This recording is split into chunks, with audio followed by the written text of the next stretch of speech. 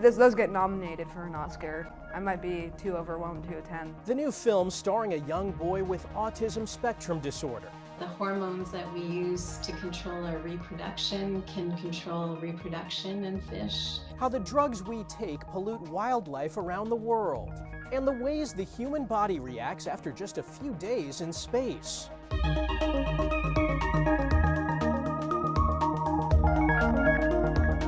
Welcome to Eye on Health, where we focus on stories that affect your physical and mental well-being. I'm Michael George.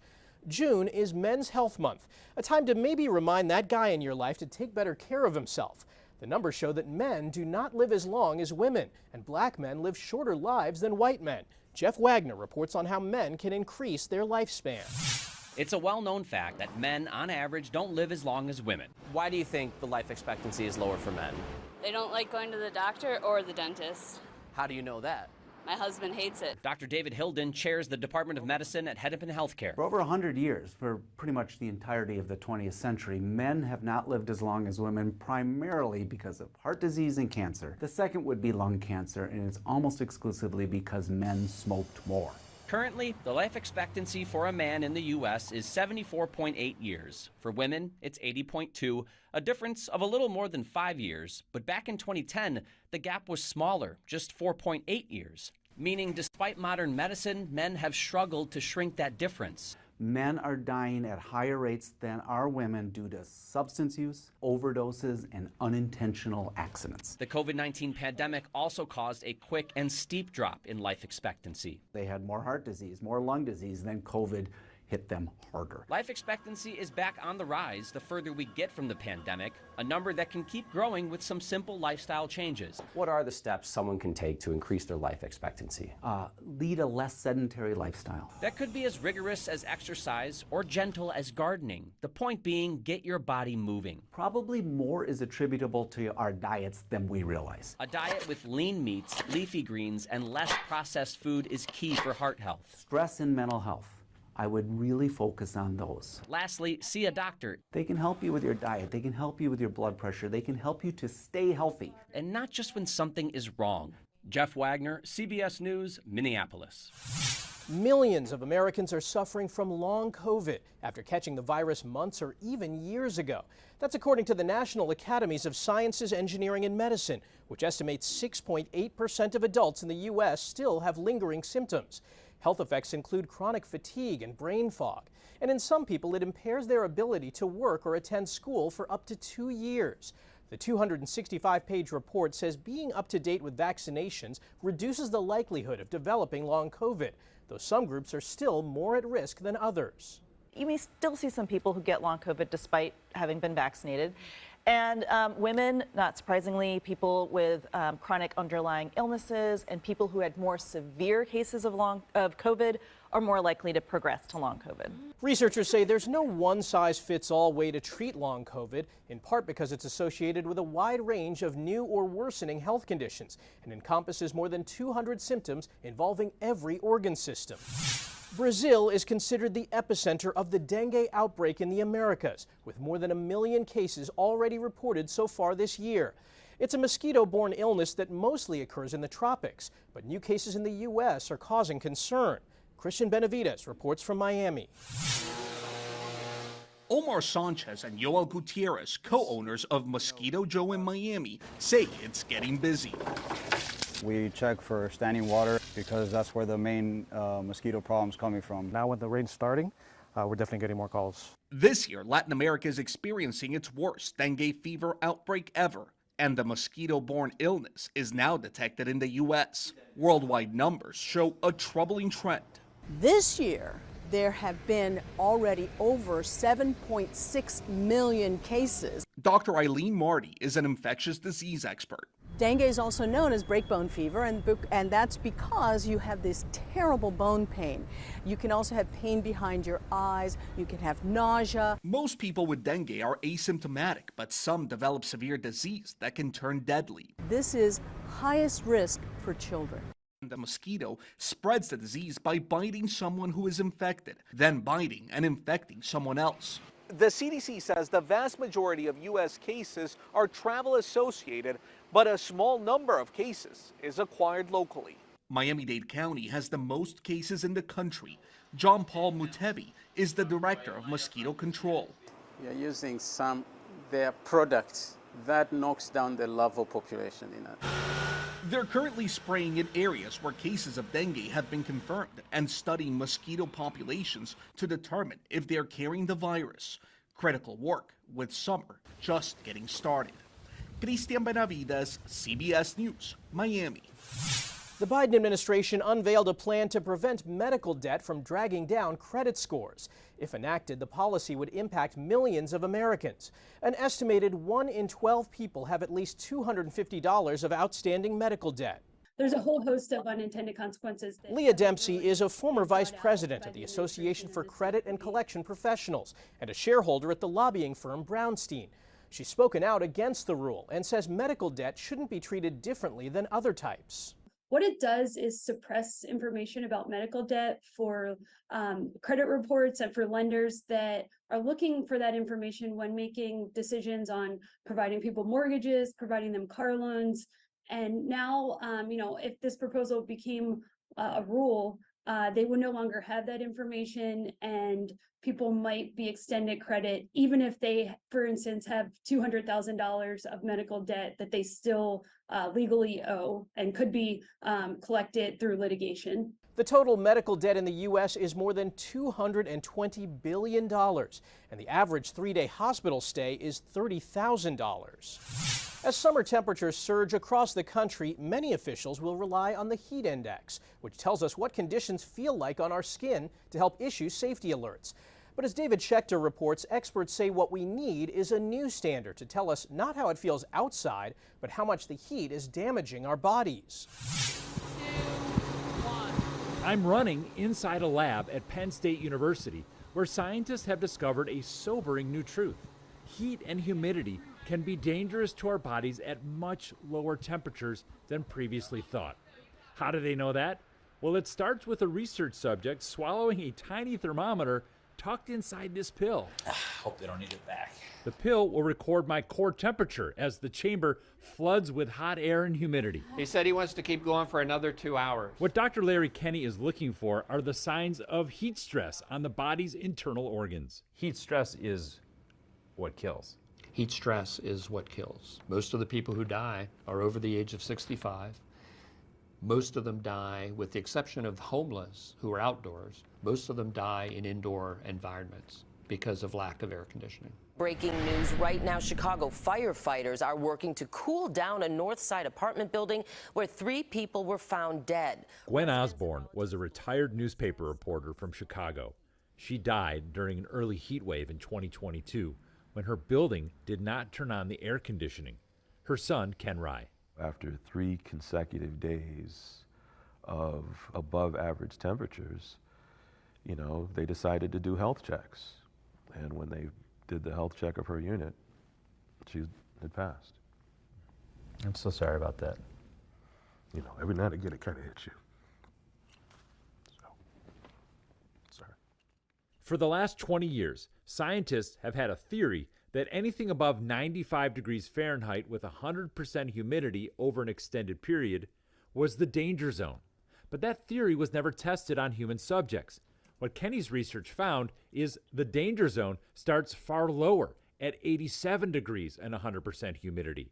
In a warming climate, that will put more people in danger. I think we need to look more inward at the human body in terms of how we respond to conditions of high heat and humidity. One of the few places that's happening is the Australian Open tennis tournament, which has tested how athletes respond to extreme heat.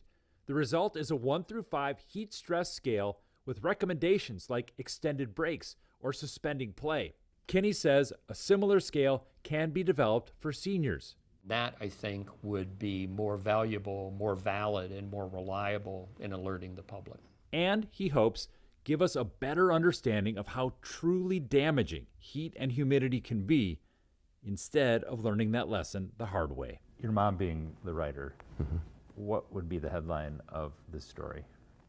We can do better for our seniors. David Schechter, CBS News, Chicago.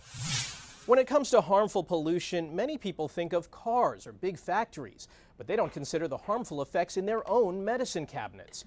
A study from 17 international scientists found that active pharmaceutical ingredients, the part of our medications that help make them effective, are having increasingly negative impacts on animals and ecosystems across the world. Drugs we take to control our lipids, for example, can change lipids in fish. We know that the hormones that we use to control our reproduction can control reproduction in fish. Study co-author Dr. Karen Kidd is calling on drug makers to design more sustainable products with environmental impacts in mind.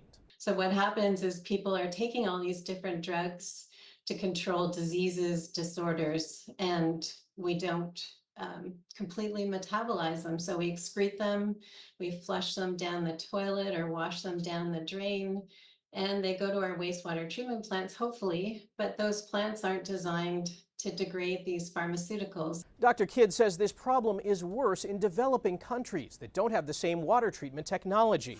Coming up, how to handle raising kids while also caring for your parents. And even though millions suffer from migraines, many people aren't seeking treatment.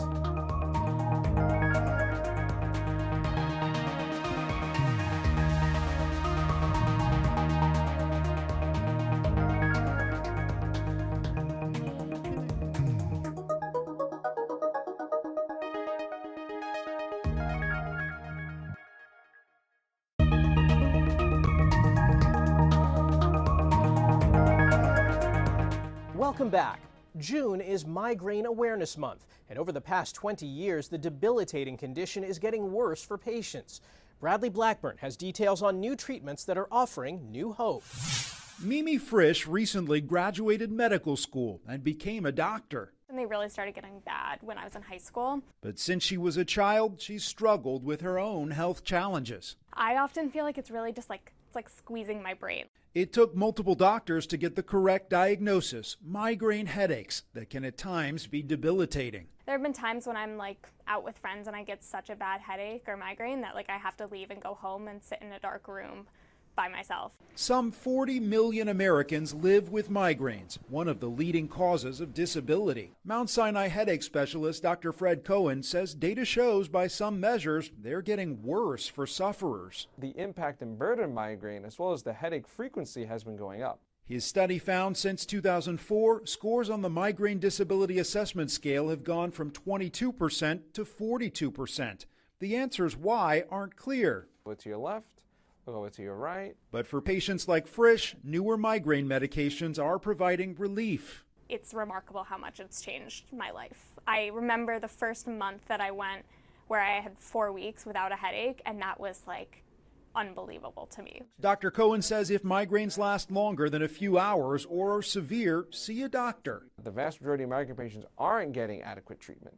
And a lot of it is that, unfortunately, they don't know, and there's a lot of tools. The pain is real, and so is the promise of treatment. Bradley Blackburn, CBS News, New York. A growing number of Americans are becoming part of the sandwich generation. That's when someone is caring for loved ones both younger and older than them at the same time, usually their own child and a parent. A Pew Research Center study found 23% of adults are dealing with this, including a majority of Americans in their 40s. As Jennifer Bisram reports, it has both negative and positive benefits.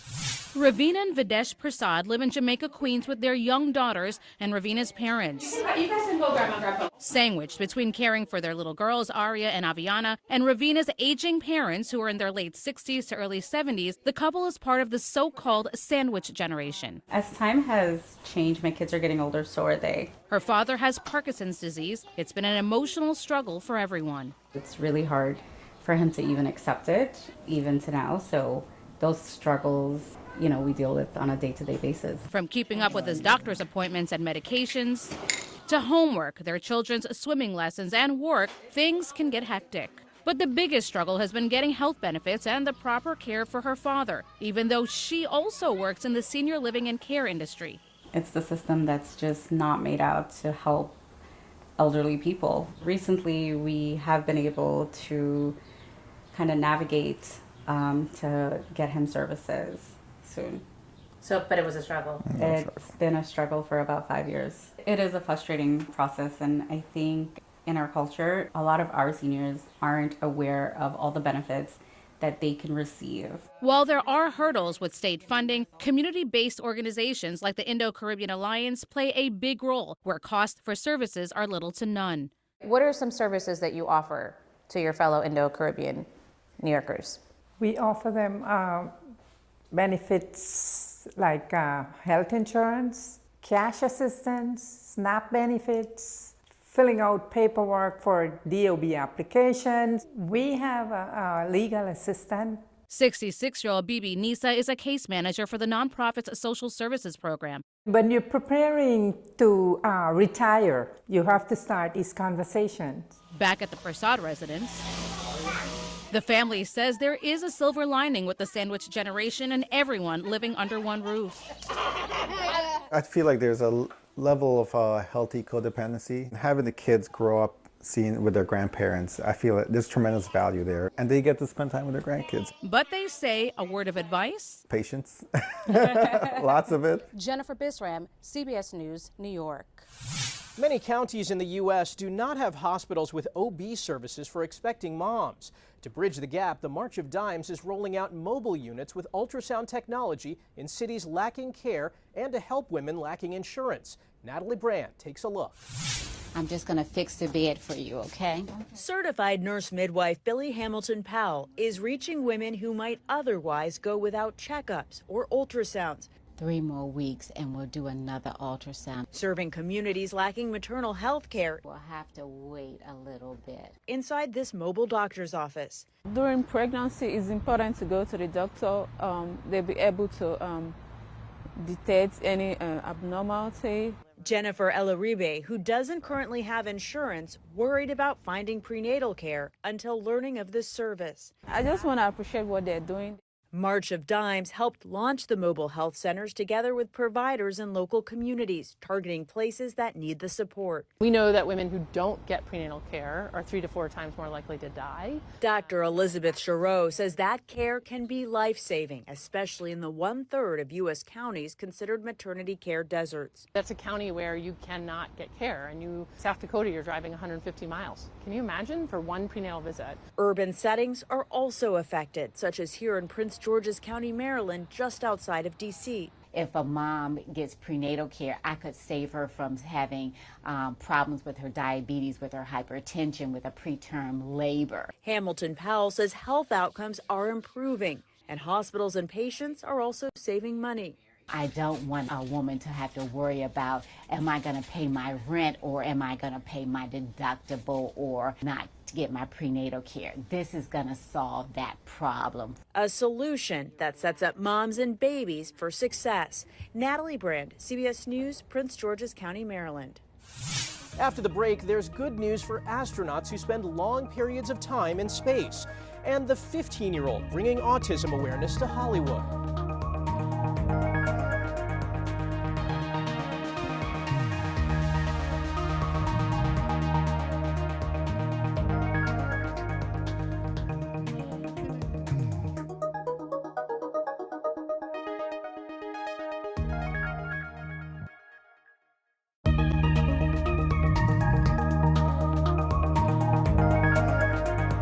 Welcome back. As the space tourism industry reaches new heights, we now have a better idea how our bodies react when up above the skies. Studies published in the Nature Portfolio journals followed astronauts and tourists during their flights to see how they adapt to weightlessness and space radiation. Study co-author Chris Mason says just 3 days in space was enough to impact the body at the cellular level. For example, telomeres get a little longer in space, which these are the caps at the end of your chromosomes that keep your DNA intact. They get a little bit longer in space. And we found that this is very much like what we see for longer missions, but just not as dramatic. But that within a few months, 95% of them all go back to their baseline levels. That's good news for people hoping to take a weekend trip that's out of this world. And even better news for future missions to the moon and beyond. We created a space medical atlas, effectively, which is very similar to what you would want to have when you go to the doctor and you get blood work done. You want to be able to see, am I high or low or in range for different molecules in your blood?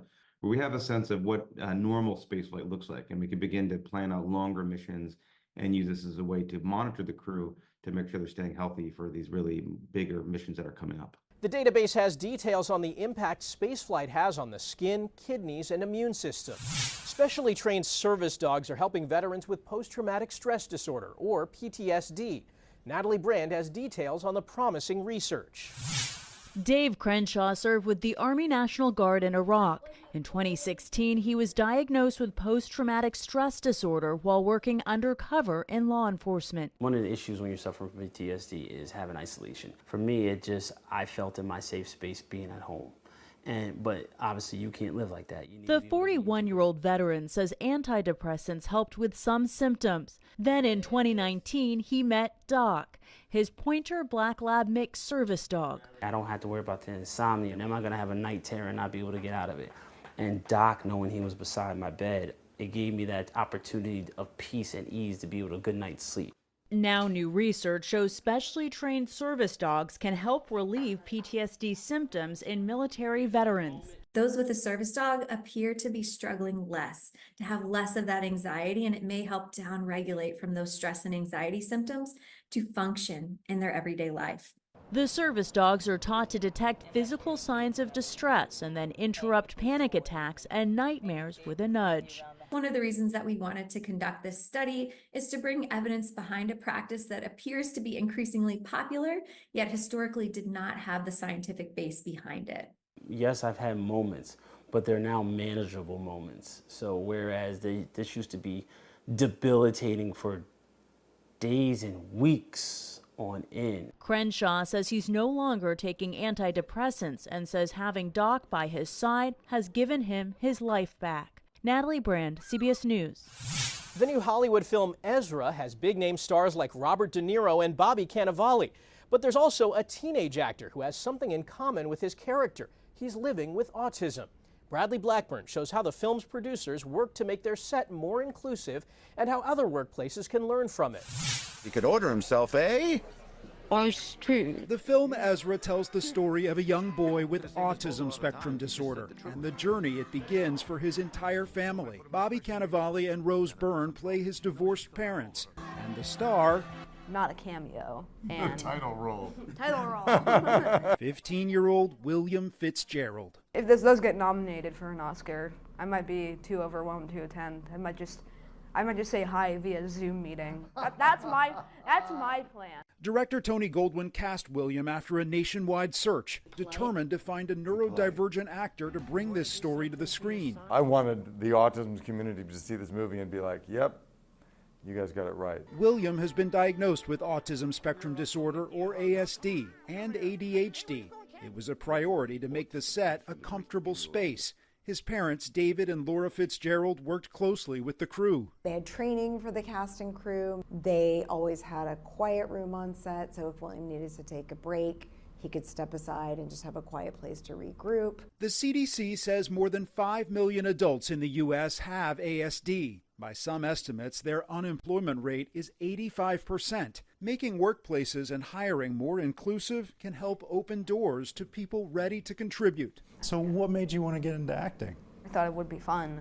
William may share a diagnosis with his character, but their personalities are very different. This kid's like the opposite of me. He doesn't like hugs. All I know is I gave hugs every 2 minutes to the cast. A movie that embraced William, showing everyone what's possible. Bradley Blackburn, CBS News, New York. That's this week's Eye on Health. I'm Michael George. Thanks for joining us and be well.